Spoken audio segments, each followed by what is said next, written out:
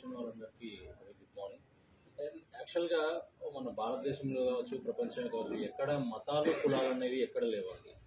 ఇవి మనం అర్థం చేసుకునే యొక్క మన ఆలోచన పరిధిని బట్టి, మన యొక్క జీవన శైలిని బట్టి, మన చుట్టూ ఉన్నటువంటి వాతావరణం బట్టి మనం అర్థం చేసుకుంటున్నాం తప్ప ఎక్కడ ఏ గ్రంథంలో ఏ మత గ్రంథాలలో ఇది మతము అని ఎక్కడ ప్రతిపాదించలేదు.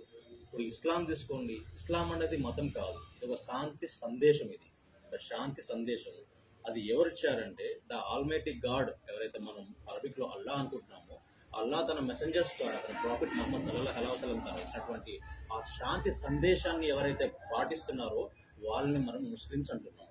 ఆ ముస్లిం అనేది ఈ మధు కావచ్చు, ఇక్కడ నరసింహరావు కావచ్చు, అక్కడ ఉన్నటువంటి షఫీబాయి కావచ్చు, ఎవరైనా కావచ్చు, ఆ శాంతి సందేశాన్ని పాటించి తన జీవనాన్ని సుగమం చేసుకుంటూ చుట్టూ ఉన్నటువంటి వారిని అసలు నిజం ఏంటిదని దావతిచ్చుకుంటూ ఒక ఆనందమైనటువంటి జీవితాన్ని గడిపే వాళ్ళందరినీ ముస్లిమ్సే అంటారు అనమాట.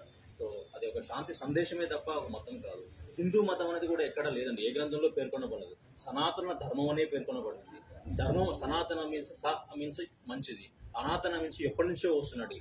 ఎప్పటి నుంచో వస్తున్నటువంటి ధర్మాన్ని అందరూ పాటించడం చెప్పింది కూడా సనాతన ధర్మమే, హిందూ ధర్మం.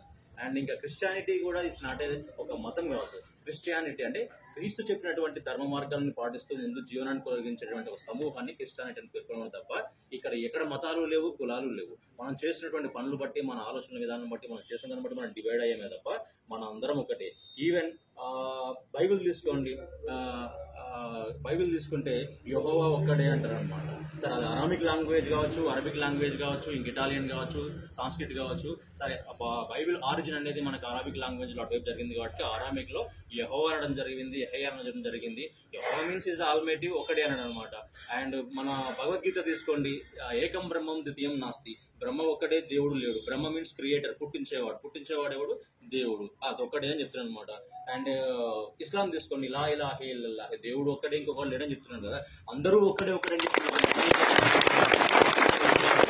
ఎలాంటి అర్థం లేదు. అంటే సింపుల్ ఏంటంటే, ఫర్ ఎగ్జాంపుల్ ఒక i20 హుండాయ్ కార్ ఉంది, అదొక హుండాయ్ కంపెనీ తయారు చేస్తుంది అనుకోండి.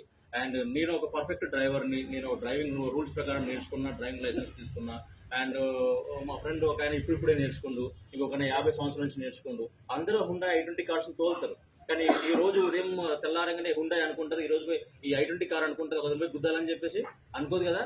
అది ఏ విధంగా యాక్సిడెంట్స్ జరుగుతాయి? ఎవరైతే డ్రైవింగ్ చేస్తారో ఆ డ్రైవర్ యొక్క పనితనాన్ని బట్టి యాక్సిడెంట్స్ జరుగుతాయి. అంటే ధర్మం ఒక్కటే.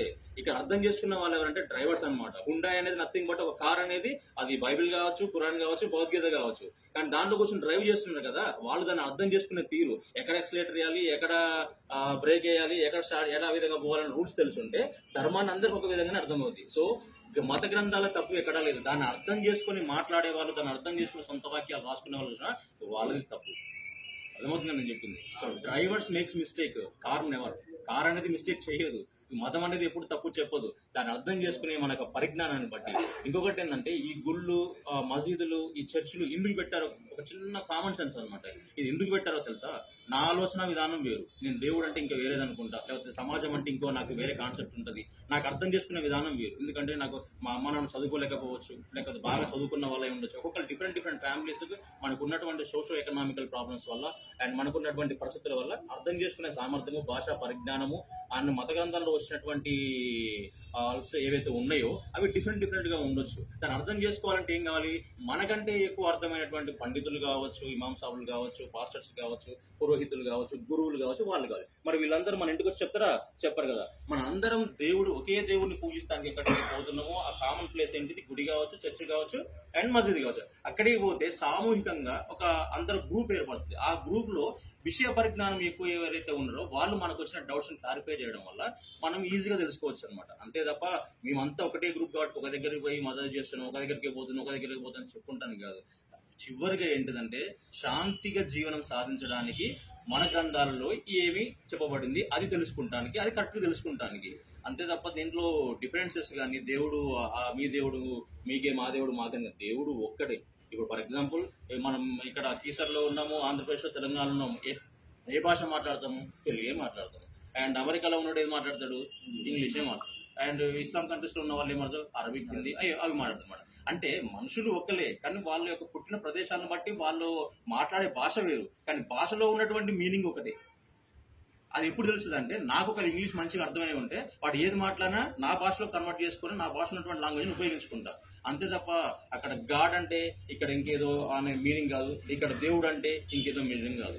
ఏదైనా ఒకటి పుట్టించేవాడు, తీసుకెళ్లేవాడు, మనం కాపాడేవాడు వాడు ఒకటే, అది ఒకటే దేవుడు, అందరూ ఒకటే. ఇంకో కామన్ థింగ్ ఏంటంటే, and there is no Muslim, there is no Hindu. ఇక్కడ హిందువులు, ముస్లింలు అండ్ ఇస్రాయల్, సిక్కులు ఎవరు లేరు, అందరూ ఒకే వ్యక్తి, ఒకే ఇద్దరు వ్యక్తుల నుంచి మనం మీన్స్ పుట్టించబడ్డాము. ఆ ఇద్దరు చేసింది కూడా ఒకటి, అది హిందూ మత గ్రంథమైన బైబిల్ అయినా అండ్ ఖురాన్ అయినా సరే. ఖురాన్లో కూడా ఆదం అలైహిస్సలాం, నెక్స్ట్ ఈవ్ వాళ్ళు, అండ్ బైబిల్ ప్రకారం ఆడమ్ అండ్ ఈవ్, అండ్ మన దాని ప్రకారం ఉన్నటువంటి మునీశ్వరులు ఎవరైతే ఉంటారో ఆ ఇద్దరు వల్లనే టోటల్ ప్రపంచం వ్యాప్తి చెందింది. అంటే we are belongs to one family. మన తల్లిదండ్రులు ఒకళ్ళే, మన పూర్వీకులు ఒకళ్ళే, అన్నాదమ్ములే. కాకపోతే పుట్టిన ప్లేసు, మనకున్నటువంటి భాషా పరిజ్ఞానం, మనకున్న జీవన శైలి గురించి మనం డివైడ్ చేయబడ్డమే కదా. ఈ డివైడ్ అయినప్పుడు మళ్ళీ యూనిట్ కావాలంటే మనకేం కావాలా? సిమిలారిటీస్ కావాలా.